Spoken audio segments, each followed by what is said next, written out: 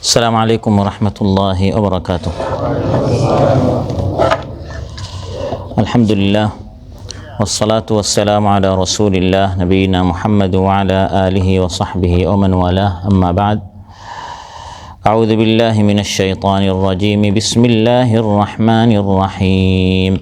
ولقد أرسلنا نوحا إلى قومه فقال يا قوم اعبدوا الله ما لكم من إله غيره أفلا تتقون। আল্লাহ তাআলা ইরশাদ করেন, আর নিশ্চয় আমি নূহ আলাইহিস সালামকে তার কওমের নিকট পাঠালাম। তিনি বললেন, হে আমার কওম, তোমরা আল্লাহর ইবাদত করো, আল্লাহ তাআলা ছাড়া তোমাদের কোনো ইলাহ নেই। তোমরা কি আল্লাহকে ভয় করো না? বিন ইমরান আজকের মাহফিল উপস্থিত প্রাণপ্রিয় আমার দিনদার ইমানদার মুসল্লি ভাইরা, সূরাতুল মুমিনুন থেকে একটি আয়াত 23 নম্বর আয়াত তিলাওয়াত করে এর সরল বাংলা অনুবাদ উপস্থাপন করলাম। এই আয়াতের আলোকে যে বিষয়ে আমরা আলোচনা শুনছিলাম, আল্লাহর ইবাদত, আমাদের যে শুধু আল্লাহর ইবাদত করতে হবে এবং খাঁটি আল্লাহর ইবাদত করতে হলে, পরিপূর্ণ ইমানদার বান্দা হতে হলে আমাদের কি করতে হবে, এই সকল বিষয় আপনাদের সামনে আলোচনা উপস্থাপন করব ইনশাআল্লাহ। সম্মানিত ভাইরা, আল্লাহ সুবহানাহু ওয়া তাআলা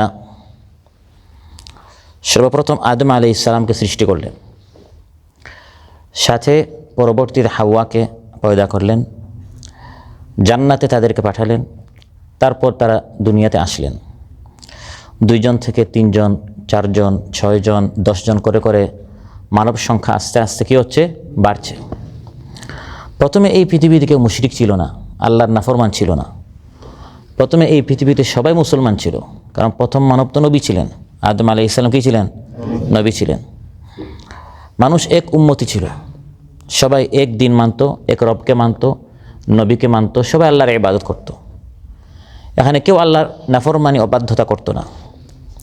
কোরআনে কারীম আল্লাহ তাআলা ইরশাদ করেন, কানা নাসু উম্মাতান ওয়াহিদা, সকল মানুষ এক উম্মত ছিল, অর্থাৎ সবাই মুসলমান ছিল, সবাই ইমানদার ছিল। এখানে কেউ কাফির, মুশরিক, ইহুদি, খ্রিস্টান, মজুসি, এই ধরনের বিভিন্ন ধর্মের মানুষ ছিল না।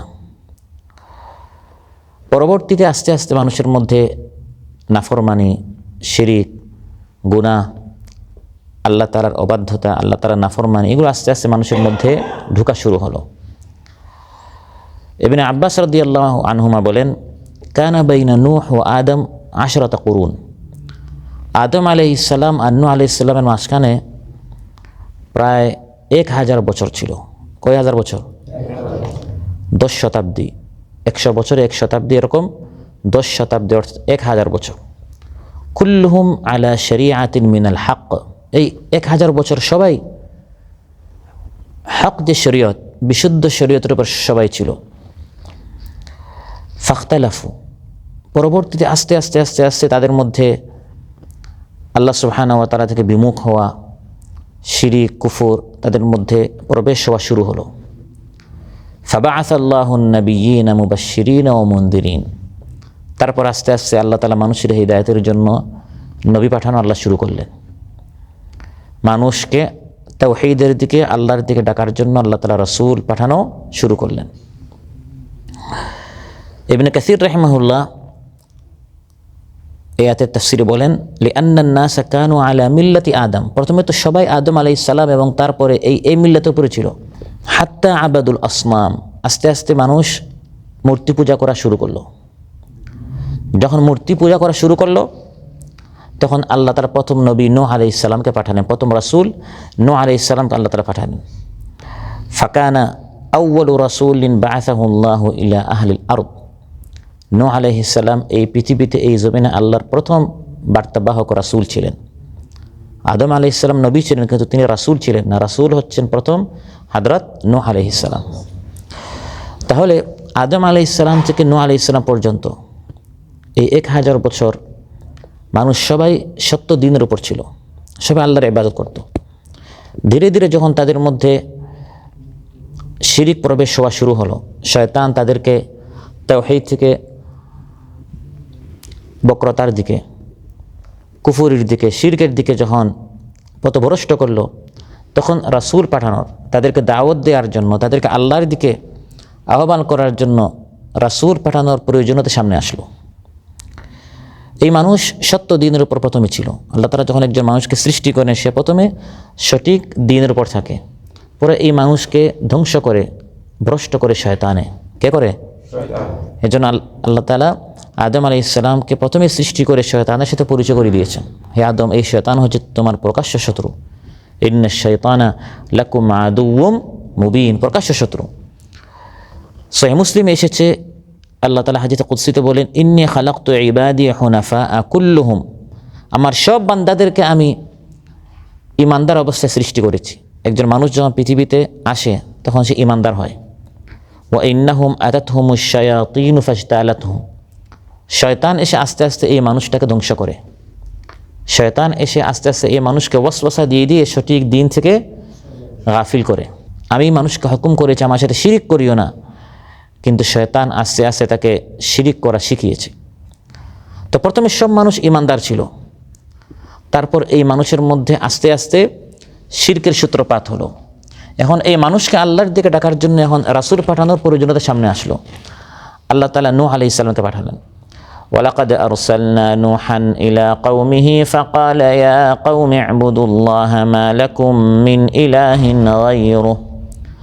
আল্লাহ তাআলা বলেন, নূহ আলাইহিস সালাম তিনি তার কওমের নিকট গেলেন। কোন কওম? যে কওম এক সময় আল্লাহকে মানত।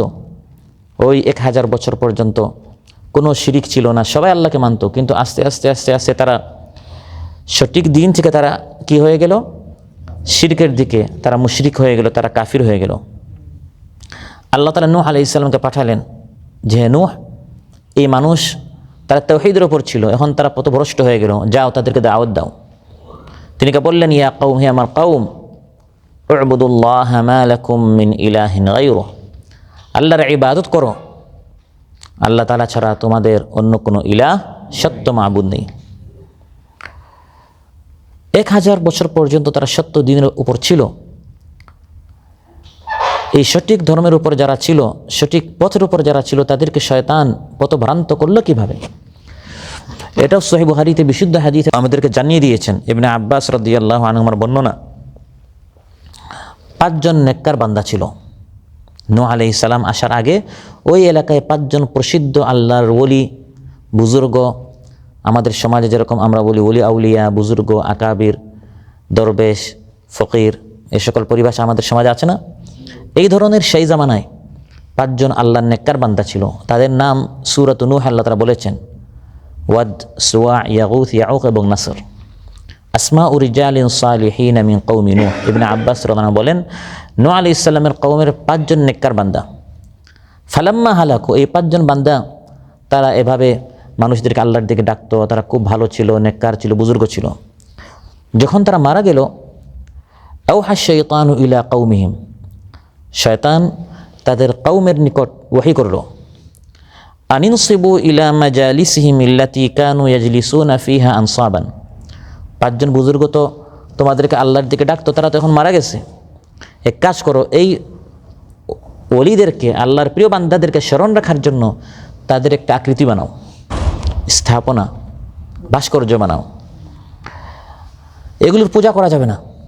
শয়তান নিজে এসে তাদেরকে বলছে এগুলো কি করা যাবে না, পূজা করা। কারণ এখন তো সবাই ইমানদার, এখনও মানুষের মধ্যে কেউ মুশরিক নেই। প্রথমে শয়তান যদি এসে বলে এদের পূজা করো, সবাই তাকে চিনে ফেলবে, শয়তানকে। এজন্য প্রথমে বলেছে এগুলোর পূজা করা যাবে না। আনিনসিবু ইলা মাজালিসিহিম আল্লাতী কানু ইয়াজলিসুনা ফিহা আনসাবান, যে সকল মসজিদে, যে সকল ইবাদতখানায়, যে সকল বৈঠকখানায় তারা তোমাদেরকে আল্লাহর কথা স্মরণ করি, তো ওই সকল জায়গায় তাদের স্থাপনা বানাও। তাহলে তাদের এই আকৃতি দেখে, ভাস্কর্য দেখে সেই আল্লাহর ওলিদের কথা স্মরণ হবে। তারা তো এখন গত হয়েছে, মারা গিয়েছে, এখন তারা নেই। কিন্তু ওই বৈঠকখানায় বা ওই মজলিসে বা ওই মসজিদে গিয়ে যখন তাদের আকৃতি দেখবে, তখন তাদের মাধ্যমে আল্লাহর কথা স্মরণ হবে, তখন তোমরা আরও বেশি বেশি করে ইবাদত করতে পারবে। ফাফা আলু ওয়ালাম তুবাদ, ওই বেওকুফ যে কওম ছিল, বোকা যে কওম ছিল, তারা শয়তানের ধোঁকা ধরতে পারে নাই, শয়তানের চতুরতা চালাকে তারা বুঝতে পারে নাই। তারা ভেবেছিল কত ভালো লোক, এই শয়তান আমাদেরকে ভালো কথা স্মরণ করে দিচ্ছে, যে এই সকল ভাস্কর্য দেখে আমরা আল্লাহর কথা আমাদের কী হবে, স্মরণ হবে। কিন্তু শয়তান ধীরে ধীরে পাকড়াও করে, ধীরে ধীরে মানুষকে গুমরাহ করে, পথভ্রষ্ট করে। প্রথমে বলল যে এরকম তোমরা স্থাপনা বানাও, ভাস্কর্য বানাও, তাদের আকৃতি, তাদের সকল সুরত দিয়ে এরকম তোমরা কিছু একটা বানাও, যাতে করে এদেরকে দেখে আল্লাহর কথা স্মরণ হবে। তারা এভাবে করলো। ওয়ালাম তু'বাদ, এদের পূজা করা হয় নাই। হাত্তা ইযা হালাকা উলাইক, এই প্রথম প্রজন্ম চলে গেল। এরকম 20, 30, 50 বছর পর দ্বিতীয় প্রজন্মকে, তাদের ছেলেদেরকে, যারা জানতো না এই ভাস্কর্য বাবারা কেন বানিয়েছে, তারা সেই প্রেক্ষাপট ভুলে গেছে, সেই শানে নুজুল, কোন পরিস্থিতিতে, কোন প্রেক্ষাপটে, কী কারণে বাবারা এগুলো বানিয়েছে, এগুলো তারা জানে না। শয়তান এসে দ্বিতীয় প্রজন্মকে বলল, তোমাদের বাবার এত টাকা খরচ করে, এত দামি দামি উঁচু উঁচু এই স্থাপনা তারাকে এমনি এমনি স্থাপন করেছে, বানিয়েছে, এগুলোকে একটু তো শ্রদ্ধা করতে হবে। এগুলো সাধারণ কারো ভাস্কর্য, এগুলো হচ্ছে আল্লাহর প্রিয় বান্দা, অলিয়া উলিয়াদের এগুলো বড় বড় ভাস্কর্য, তারা কত প্রিয় ভাজন, আল্লাহর তারা প্রিয় ভাজন ছিল, তাদের উপর আল্লাহ তারা সন্তুষ্ট ছিলেন। তাদেরকে স্মরণ করতে গিয়ে তোমাদের বাপদাদারা এত সুন্দর সুন্দর দামি দামি টাকা খরচ করে তারা এই সকল ভাস্কর্য বানিয়েছে। কী করতে হবে? এগুলোর সামনে গিয়ে তোমরা নীরবতা অবলম্বন করো, শ্রদ্ধা জানাও। হ্যাঁ, পূজা করা যাবে না, সাজদা করা যাবে না, এগুলোর নিকট কিছু চাওয়া যাবে না, শুধু তোমরা গিয়ে নীরবতা অবলম্বন করো, একটু তাদের সামনে গিয়ে শ্রদ্ধা জানাও, ভালোবাসা জানাও, সম্মান জানাও। সেই দ্বিতীয় প্রজন্ম তারা গিয়ে এই কাজ করলো। দ্বিতীয় প্রজন্ম চলে গেল, আরও 30, 40, 50 বছর যখন চলে গেল, তৃতীয় প্রজন্মকে শয়তান গিয়ে বলল, এরকম বুকার মতো গিয়ে এরকম দাঁড়িয়ে থাকলে হবে? নীরবতা অবলম্বন করলে এরকম 2, 3, 5, 10 মিনিট খামোশ এবং মুখ বন্ধ করে সেখানে দাঁড়িয়ে থাকার কী মূল্য? এর অর্থ কী? সেখানে গিয়ে তো কিছু চাইতে হবে। তোমাদের বাপদাদারা গিয়ে এখানে চাইতো, তোমরা তো ইতিহাস জানো না, তোমরা ইতিহাস ভুলে গেছো। তোমরা গিয়ে এখানে শুধু চুপচাপ তোমরা দাঁড়িয়ে থাকো, দাঁড়িয়ে থাকার কোনো অর্থ আছে? সেখানে গিয়ে কিছু চাইতে হবে। তৃতীয় প্রজন্মকে শয়তান ধীরে ধীরে ধীরে ধীরে শিরকের দিকে, কুফুরির দিকে এভাবে ধাবিত করলো। তারা গিয়ে আস্তে আস্তে চাওয়া শুরু করলো। চতুর্থ প্রজন্মকে আস্তে আস্তে রুকুও করলো, মাথা নত করলো। পঞ্চম প্রজন্মকে একবারে লুটিয়ে পড়লো, সাজদায় শিরক করা শুরু করলো। এজন্য আল্লাহ তাআলা কোরআনের মধ্যে বলেছেন, লা তাত্তাবিউ খুতুওয়াতিশ শাইতান, শয়তানের পদাঙ্ক অনুসরণ করিও না। শয়তান একসাথে মানুষকে ধরে না, ধাপে ধাপে ধরে। শয়তান কখনো আপনাকে বলবে যে ভাই পুরো রাত তাহাজ্জুদের নামাজ পড়ো, শয়তান এসে আপনাকে এটা বলতে পারে যখন দেখে যে আপনাকে কোনোভাবে ফজরের নামাজ থেকে আপনাকে মিস করাতে পারছে না। এই লোকটাকে যদি আমি বলি যে পুরো রাত বসে বসে আড্ডাখানায় বসে বসে গল্প করো, ফিল্ম দেখো, ফেসবুকে সময় নষ্ট করো না, সে তো আল্লাহর বুজুর্গ, সে খুব আল্লাহর প্রিয় মানুষ, সে আমার কথা না মানবে না। এই জন্য শয়তান যখন দেখবে আপনাকে কোনোভাবে পারা যাচ্ছে না, তখন নেক্সট সুরতে আসবে, এসে আপনাকে বলবে যে ভাই তাহাজ্জুদের ফজিলত আপনি জানেন না? কত ফজিলত! মহানবী সাল্লাল্লাহু আলাইহি ওয়াসাল্লাম পুরো রাত নামাজ পড়তেন, তার পা মুবারক ফেটে যেত, এত লম্বা লম্বা তিনি নামাজ পড়তেন, আপনিও দাঁড়ান। এরকম আপনাকে দিয়ে ফজরের আধা ঘন্টা আগ পর্যন্ত নামাজ পড়াবে, তারপরে বলবে অনেক নামাজ পড়েছেন, ক্লান্ত হয়েছেন, একটু ঘুমাতে হবে, রেস্ট করতে হবে, যাতে করে আপনি ফজরের নামাজে ভালো করে নামাজটা আপনি আদায় করতে পারেন। আর মাত্র আধা ঘন্টা বাকি আছে, একটু রেস্ট করেন। এক রেস্ট করলেন, একটু বিশ্রাম নিলেন, একবার সকাল 8টা, 9টা, 10টা হয়ে গেল। আপনাকে দিয়ে ওভার টাইম করিয়ে, পার্ট টাইম করিয়ে মূল ডিউটির আপনার কি নাই, খবর নাই। এরকম যদি কাতারে কোনো কোম্পানিতে কেউ কাজ করে যে ভাই প্রতিদিনের যে 2 ঘন্টা ওভার টাইম আছে সেটা আমি করব, কিন্তু 8 ঘন্টা যে ডিউটি সেটাতে আমি নাই। মূল যে ডিউটি, ফরজ কাজ, সেই মৌলিক ইবাদত আমি নাই, আমি শুধু অতিরিক্ত নফল কাজ যেটাকে আমরা ওভার টাইম বলি সেখানে আমি আছি। কাতারে বা পৃথিবীতে কোনো মালিক কোনো শ্রমিককে এভাবে রাখবে? শয়তান এভাবে নানা কৌশলে মানুষকে ধ্বংস করে।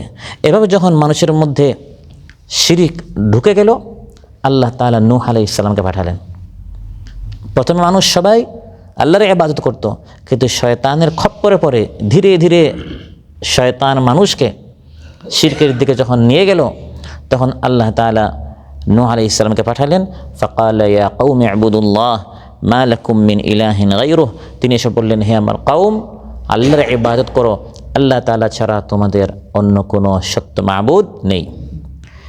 হাত্তা ইযা হালাকা উলাইকা ওয়া নুসিয়াল ইলমু উবিদাত। ইবনে আব্বাস রাদিয়াল্লাহু আনহু বলেন যে এই প্রথম দ্বিতীয় এরকম কয়েক প্রজন্ম যখন চলে গেল, ওয়া নুসিয়াল ইলম, আগের প্রজন্মদেরকে বাপ দাদাদেরকে শয়তান কেন এসে বলে নাই মূর্তির সামনে সাজদা করো?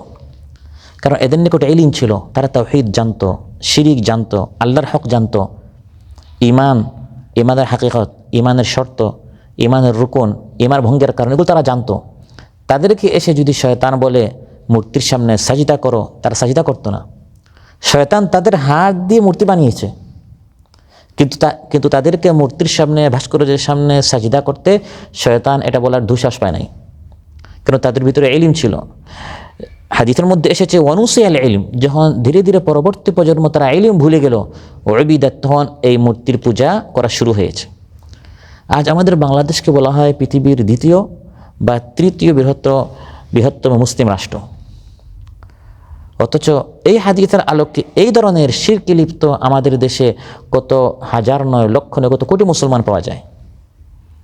এই ধরনের ভাস্কর্যের বা মাজারের শায়িত ব্যক্তির পূজা করা হচ্ছে, যে কারণে আল্লাহ তাআলা নূহ আলাইহিস সালামকে পাঠিয়েছেন তার কওমের নিকট যারা শিরকে লিপ্ত ছিল। এই একই কারণ আজ আমাদের সমাজে আছে না নাই?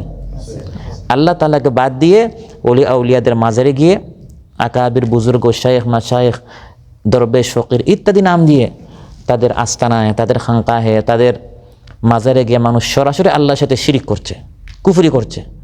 অথচ অনেকে সেখানে যাচ্ছে নেক নিয়তে, অনেকে সেখানে যাচ্ছে নেক নিয়তে। মানুষ সাধারণত সিনেমায়, কনসার্টে, এই সকল জায়গায়, থিয়েটারে মানুষ নেক নিয়তে যায় না। সে জানে যে আমি যাচ্ছি, এই কাজটা অনেক খারাপ কাজ, এখানে গেলে গুনাহ হবে।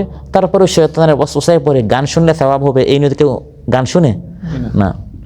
কনসার্টে, সিনেমায়, এই সকল স্থানে মানুষ যায় এবং বুঝে যে এটা আসলে যাওয়া ভালো না, তারপরেও ভুলে করে ফেলছে। কিন্তু মাজারে সাধারণত মানুষ যায় সওয়াবের নিয়তে। গায়রুল্লাহর সামনে গিয়ে মানুষ যখন সাজদা করে, মান্নত করে, জানোয়ার পশু যাবহ করে, জবাই করে, এগুলো সে করে সওয়াবের নিয়তে। এজন্য উলামায়ে কেরাম বলেন গুনাহের চেয়ে বিদআতের ভয়াবহতা আর বেশি মারাত্মক। কারণ যে ব্যক্তি গুনাহ করছে, গান শুনছে, সে জানে যে এটা গুনাহ, তার তওবা নসিব হয়, তাকে যখন আপনি বুঝাবেন সে বুঝবে। কিন্তু যে লোকটা বিদআত করছে, শিরিক করছে, সে তো এটাকে সওয়াব মনে করছে। আপনি যখন তাকে বুঝাবেন, সে উল্টা আপনাকে আরো যুক্তি দিবে যে ভাই আমি তো কোনো খারাপ কাজ করছি না, আমি তো সেখানে গিয়ে মান্নত করছি, আমি তো সেখানে গিয়ে সাজদা করছি, সাজদা তো কোনো খারাপ কাজ নয়। অথচ এই একই শিরিক, এই একই গুনাহের কাজ নূহ আলাইহিস সালামের কওম করেছিল। তৎপরবর্তী আদ, সামুদ, ফিরআউন, হামান, কারুন ইত্যাদি তারাও করেছিল। প্রত্যেক কওমের নিকট আল্লাহ তাআলা এভাবে নবী পাঠিয়েছেন, রাসূল পাঠিয়েছেন। সবার দাওয়াত ছিল উবুদুল্লাহ মা লাকুম মিন ইলাহিন গায়রুহ, ইবাদত করো শুধু আল্লাহর, আল্লাহর সাথে কাউকে শরীক করা যাবে না। সম্মানিত ভাইরা, ইবাদত জিনিসটাকে আজ আমরা একবার সীমাবদ্ধ, একবার সীমিত করে ফেলেছি। আমরা মনে করি মসজিদে এসে সাজদা দেওয়ার নামে ইবাদত, 5 ওয়াক্ত নামাজের নামে ইবাদত, মাহে রমাদানে সিয়াম পালন করা ইবাদত, বছরে একবার যাকাত দেওয়া ইবাদত, হজ উমরা করা ইবাদত। এর বাহিরে আমার যে একটা লম্বা হায়াত রয়েছে, সেখানে আমরা অনেক কাজ করি, অনেক কিছু বলি, অনেক কিছু দেখি, আমাদের লেনদেন, আমাদের উঠা বসা, আমাদের মুআমালাত, আমাদের মুআশারাত, আমাদের আচরণ ব্যবহার ইত্যাদি, এই সকল কাজগুলোকে আমরা ইবাদত মনে করি না। অথচ নূহ আলাইহিস সালাম সহ প্রত্যেক নবী এসে তার কওমকে বলছেন শুধু আল্লাহর ইবাদত করো। তার মানে আপনার 24 ঘন্টার সকল কাজকে ইবাদতের আওতায় নিয়ে আসতে হবে। তাহলে ইবাদতটা কি? ইবাদত শুধু নামাজ, রোজা, হজ, যাকাত নয়। ইবাদত হচ্ছে 24 ঘন্টায় প্রত্যেকটা কাজে, প্রত্যেকটা কর্মে আল্লাহর হুকুমটা কি, সেই হুকুম আপনার জানতে হবে এবং সেই হুকুমের আলোকে জীবন যাপন করতে হবে। এর নামে ইবাদত। সেই আলোকে মসজিদের ভিতরে আল্লাহ তাআলা তার নবীর মাধ্যমে যেরকম নামাজ পড়তে বলেছেন, সেই রকম নামাজ পড়ার নাম হচ্ছে, আর সেই রকম নামাজ না পড়ার নাম ইবাদত নয়। আপনি যদি নবী যেরকম শিখিয়েছেন এরকম নামাজ না পড়েন, নামাজ পড়লেন আপনি, কিন্তু সাল্লু কামা রাআইতুমুনি উসাল্লি, রাসূল সাল্লাল্লাহু আলাইহি ওয়াসাল্লাম যেরকম নামাজ শিখিয়েছেন আপনি সেরকম নামাজ পড়লেন না, তাহলে সেই নামাজটা আপনার জন্য ইবাদত নয়। যেমন এখন আমরা এশার সালাত আদায় করলাম, কয় রাকাত আমরা আদায় করেছি? 4 রাকাত। আপনি যদি মনে করেন শুধু 4 রাকাত, এক এক রাকাতে কত সওয়াব, 5 রাকাত আমি পড়ব, 6 রাকাত পড়ব, রমজানের এখনো প্রায় 1.5-2 মাস বাকি, আমি 8 রাকাত 20 রাকাত পড়ব, সওয়াব হবে না গুনাহ হবে? যদি নামাজের নামে ইবাদত হতো তাহলে তো সেই নামাজ পড়ে তার ইবাদত হতো। তার ইবাদত হবে না, কারণ সে আল্লাহর হুকুম অনুযায়ী রাসূল সাল্লাল্লাহু আলাইহি ওয়াসাল্লামের তরিকা অনুযায়ী সে নামাজ পড়ে নাই। তাহলে নামাজ আল্লাহর হুকুম অনুযায়ী পড়ার নাম হচ্ছে ইবাদত, আর আল্লাহ তাআলা যেরকম বলেন নাই সেরকম যদি পড়েন তাহলে এটা ইবাদত হবে না। জীবনের প্রত্যেকটা কাজ আল্লাহর হুকুম অনুযায়ী করার নাম হচ্ছে ইবাদত। সেটা নামাজ হতে পারে, সেটা রোজা হতে পারে। রোজা আপনাকে 30 দিন রোজা রাখতে হবে। এই 30 দিন রোজা রাখার পরের যে দিন, ঈদের দিন, রোজার যে ঈদের দিন, ওই দিন রোজা রাখা হারাম। ওই দিন রোজা রাখা কি হারাম। ওই দিন রোজা না রাখার হচ্ছে ইবাদত। আর মাহে রমাদানে রোজা রাখা হচ্ছে ইবাদত। সে অনুযায়ী মসজিদের ভিতরেও আপনার ইবাদত আছে, মসজিদের বাহিরেও আপনার ইবাদত আছে। আপনার 24 ঘন্টাকে ইবাদতের আওতায় নিয়ে আসতে হবে। এখন আমরা এই প্রোগ্রাম শেষ করে, এই বৈঠক শেষ করে আমরা বাহিরে যাব। আমরা যেই কাজ করি না কেন সেখানে আল্লাহর একটা হুকুম আছে। সেটা আপনার লেনদেন হোক, সেটা আপনার ঘুম হোক, সেটা আপনার খাবার হোক, দেশে কথা বলা হোক, দেশে টাকা পাঠানো হোক, আপনার বাসার খরচ নেওয়া, পাঠানো বা খবর নেওয়া, প্রত্যেকটা কাজে ইসলামের একটা বক্তব্য আছে, হুকুম আছে, বিধান আছে। সেটা জানা এবং সেই অনুযায়ী আমল করার নাম হচ্ছে ইবাদত। রাসূল সাল্লাল্লাহু আলাইহি ওয়াসাল্লাম ইরশাদ করেন যে ইমাতাতুল আযা আনিত তরিক সাদাকা, রাস্তা থেকে কাটা সরানো হচ্ছে একটি সাদাকা। আপনি রাস্তায় হাঁটছেন, রাস্তায় কাটা পেলেন, এই সময় আল্লাহর হুকুম হচ্ছে রাস্তা থেকে কাটা সরানো। আপনি এই সময় যদি রাস্তায় কাটা আছে, ময়লা আছে, মানুষের কষ্ট এরকম একটা জিনিস আছে, আপনি আস্তে করে কেটে পড়লেন আর আপনি সুবহানাল্লাহ বলতেছেন, আস্তাগফিরুল্লাহ বলছেন, এই সময় আপনার গুনাহ হবে। কারণ এই সময়টা যিকিরের সময় নয়, এই সময় হচ্ছে রাস্তা থেকে কাটাযুক্ত জিনিসটা সরানো। ওইটা সরানোর পাশাপাশি যদি আপনি যিকির করেন, ইস্তিগফার করেন, সেটা ভিন্ন বিষয়। কিন্তু ওই সময় হচ্ছে ইসলামের হুকুম। ওই সময় আপনি আল্লাহর ইবাদত করবেন কিভাবে? ওই সময় আপনি ইবাদত করবেন, তখন আল্লাহর হুকুম হচ্ছে রাস্তা থেকে ওই ময়লা বা ওই কাটাযুক্ত জিনিসটা কি করা? সরানো। আমরা হাজার হাজার কিলোমিটার দূর থেকে কাতারে এসেছি। কেন এসেছি আমাদের ফ্যামিলিকে, আমাদের পরিবার সংসারকে অভাবমুক্ত করার জন্য, আর্থিকভাবে সচ্ছল করার জন্য। এটি আল্লাহর একটি হুকুম। আল্লাহর হুকুম বাস্তবায়ন করার জন্য আমি কাতারে এসেছি, এটা যদি আপনি নিয়ত করেন তাহলে কাতারের আপনার 1 বছর, 10 বছর, 20 বছর পুরা জীবনটা আপনার টাকা ইনকাম করাটা ইবাদত হয়ে যাবে। হুয়াল্লাযী জাআলা লাকুমুল আরদা যালুলা ফামশু ফি মানাকিবিহা ওয়া কুলু মির রিজকিহি ওয়া ইলাইহিন নুশুর। আল্লাহ তাআলা বলেন যে আল্লাহ তাআলা তোমাদের জন্য জমিনটা অনুগত করে দিয়েছেন। এই জমিন তোমাদের জন্য, অতএব জমিনের মধ্যে তোমরা ছড়িয়ে পড়ো আর আল্লাহর রিজক তালাশ করো। আল্লাহর রিজক থেকে তোমরা খাও। ওয়া কুলু মির রিজকিহি, ফামশু, জমিনের মধ্যে তুমি হাঁটো, বিচরণ করো, খুঁজো, তালাশ করো। ফান্তাশিরু ফিল আরদি ওয়াবতাগু মিন ফাদলিল্লাহ, জমিনের মধ্যে খুঁজো। কাতারে পাও না দুবাইতে যাও, দুবাইয়ে পাও না ইউরোপে যাও, ইউরোপে পাও না আমেরিকায় যাও। ওয়াবতাগু, তালাশ করো, খুঁজো, মিন ফাদলিল্লাহ, আল্লাহর রিজক। সে খুঁজতে খুঁজতে আপনি কাতারে আসলেন, কাটিয়ে দিলেন 10 বছর, 20 বছর, পুরোটাই ইবাদত হবে। কারণ আপনি চুরি করেন নাই, আপনি ডাকাতি করেন নাই, একটু আগে আমরা আলোচনায় শুনলাম, আপনি চাঁদাবাজি করেন নাই, আপনি মানুষের ঘাড়ে ধরে আপনি মানুষের টাকা অন্যায়ভাবে নেন নাই, বরং আপনি হালাল পন্থায় আপনার স্ত্রী সন্তানের হক আদায় করার জন্য আপনি এই প্রবাসে আসলেন, পুরোটাই আপনার জন্য ইবাদত হবে। তাহলে ইবাদতের অর্থ অনেক ব্যাপক।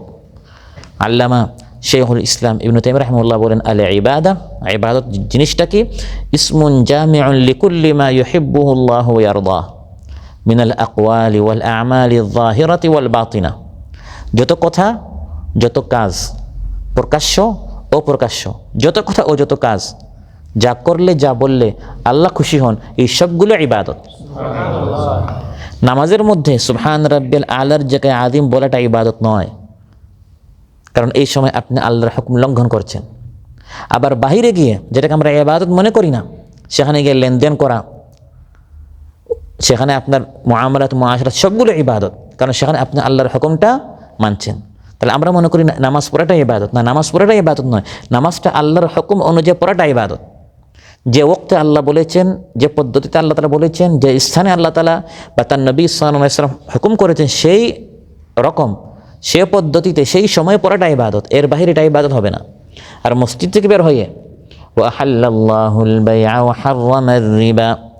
আল্লাহ তাআলা বলেন যে আল্লাহ তাআলা ক্রয় বিক্রয়কে জায়েজ করে দিয়েছেন, সুদকে হারাম করে দিয়েছেন। আপনি গেলেন লেনদেন করতে, এই আয়াতের উপর আমল করে আপনি ব্যবসা করলেন, সুদ মুক্ত ব্যবসা, হালাল ব্যবসা আপনি করলেন, তাহলে এটা আপনার জন্য ইবাদত কিনা? ইবাদত। ফজরের পর থেকে যুহর পর্যন্ত আপনি ব্যবসা করেছেন, এটা আল্লাহর হুকুম। যুহরের আযান হলো, এই সময় আপনার কানে আসলো ধ্বনি হাইয়া আলাস সালাহ হাইয়া আলাল ফালাহ, এই সময় আল্লাহর হুকুম হচ্ছে দোকানটা বন্ধ করে দাও। ফাসআউ ইলা যিকরিল্লাহি ওয়া যারুল বাই'। আল্লাহ তাআলা বলেন আল্লাহর যিকিরের দিকে, ইবাদতের দিকে, মসজিদের দিকে দৌড়াও, ক্রয় বিক্রয় এখন বন্ধ করো। এই সময় আপনার দোকান বন্ধ করে, আপনার ট্যাক্সি বা লিমুজিন পার্কিং করে, আপনার সাইড যে কাজ চলছিল ওটা অফ করে মসজিদে আসাটা হচ্ছে তখন আপনার জন্য ইবাদত। নামাজ শেষ, দোকানে আপনার লোকজন অপেক্ষা করছে, গাড়িতে আপনার কাস্টমার অপেক্ষা করছে, সাইটে আপনার কাজ অপূর্ণ, যার কাজ করছেন তার হক নষ্ট হচ্ছে, সেই কাজ বাদ দিয়ে আপনি মসজিদে বসে বসে আল্লাহ করছেন, এটা আপনি গুনাহের কাজ করছেন। তখন মসজিদে বসে বসে আল্লাহ করাটা কি? গুনাহের কাজ।